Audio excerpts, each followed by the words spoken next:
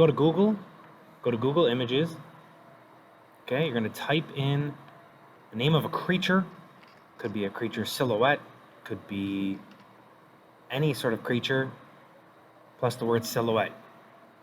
Okay, could be a dragon, unicorn, dog, cat, whatever you want.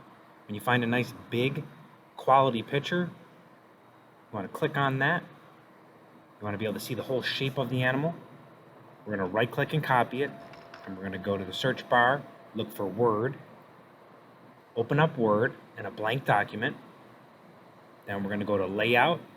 I'm going to go to Landscape so that I can go horizontally because my bear goes left and right. You can keep it vertical if you have something like a giraffe. We're going to stretch the margins. Try to make this as big as we can. Paper will be about 10, 11 inches, so you want to kind of keep it under that. File to print to E102. Oh, actually, I'm sorry, they changed it to the Art Room printer. Click on print, or print it at home, or freehand draw it. Whatever works. That's all you got. Thanks. Okay, we got our silhouette of a bear all printed out, nice and big, takes up the whole paper. All right? Does not have to be a woodland creature, okay? Totally up to you. Could be something crazy like mythological beast, like a dragon. Later, I'll show you a finished product with a bear and a wolf. Could be household pets. If that's your favorite. Could be something like a sparrow, or a falcon, or an eagle, unicorn, Pegasus, whatever you'd like, okay? However, the next step in the actual drawing is to get a light box. Now, in class, we have plenty of these for every class. If you're at home and you are a remote student, you can use any window on a even slightly sunny day, okay? What you do is turn on the light box or go up to the window, open the blinds, put your printout of your silhouette of the animal or the creature on the light box or on the window pane. Then take your drawing paper and put it over the top. Okay? Then the next step is to outline precisely as you can the exterior of the silhouette. So you're just sort of repeating the shape of the animal with detail.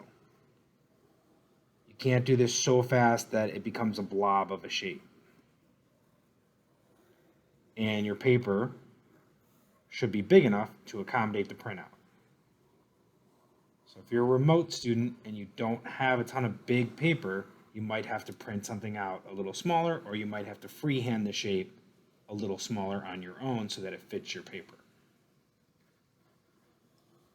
But it works either way. Okay, so there's the shape. Then we can take the paper off the window. You can tape it up there too if it helps. Take it off the light box. And now we have the shape of our animal. The next thing we're going to do is we're going to break up the background. So we're talking here about positive and negative space. Okay? So positive space is usually the space of the thing.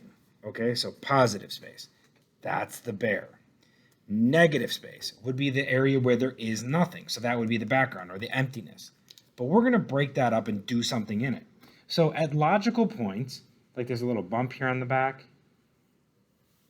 I'm going to go out. Now I did a zigzag that time. Over by the ear, I'll do something a little wavy. Back here, I'll kind of bookend that zigzag with another zigzag. Over here, what I'm thinking of doing is kind of coming off the heel and doing one of those little curvies. I'm breaking this up, and I want anywhere between like 7 and 12, okay? Different sections. So I'll come off this toe. Again, will be spikier this time. You know, they don't have to be regular. You don't want it to look like graph paper. What you want is a little bit more dynamic breaking up of the space that kind of follows along in interesting ways with the animal. So 1, 2, 3, 4, 5, 6, 7, 8, 9. We're at 9. That's perfect. Okay? Anywhere right in there is a perfect wheelhouse.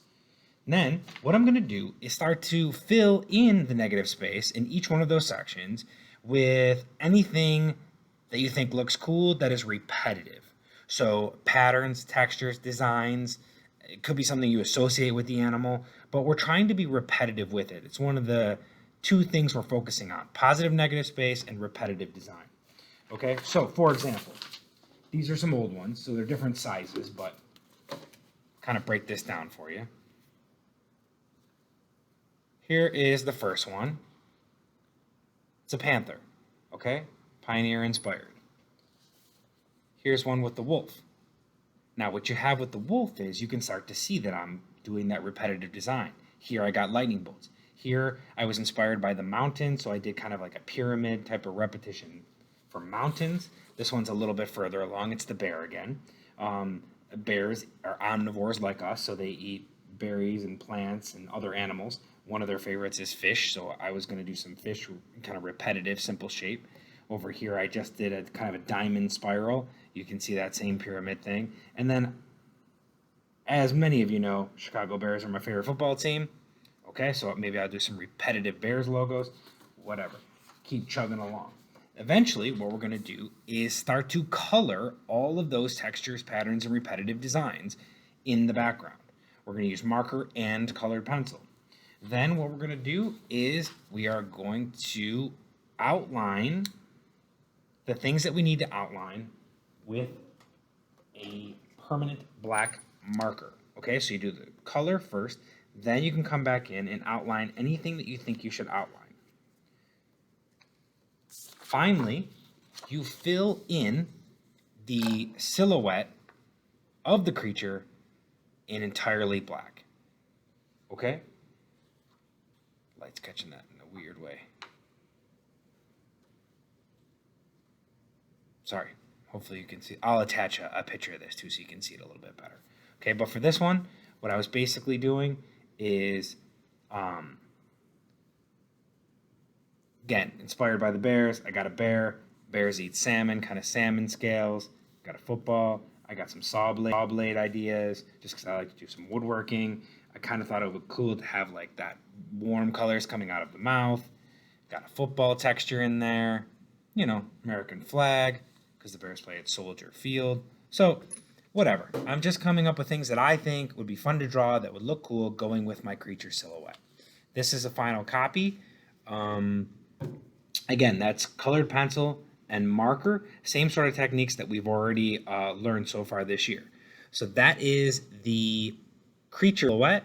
If you have any problems, hit me up in the chat, or I'll talk to you in class. Good luck.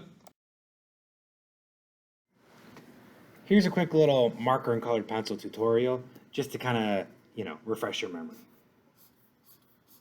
Color in a single direction with your marker. It's pretty much always where you want to start.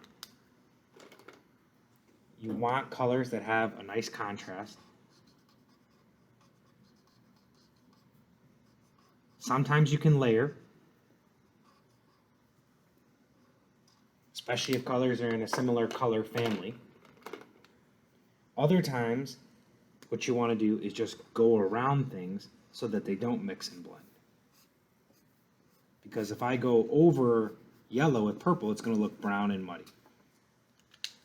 However, if I take something that's closer to its family, like magenta,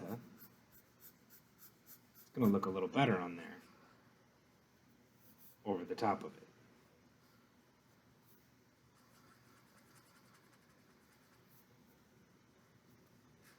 And it has some nice contrast. Okay, so sometimes you want to layer, sometimes you want to go around. Just be careful with that. You don't want colors that are opposite. Sometimes they're going to combine in weird ways.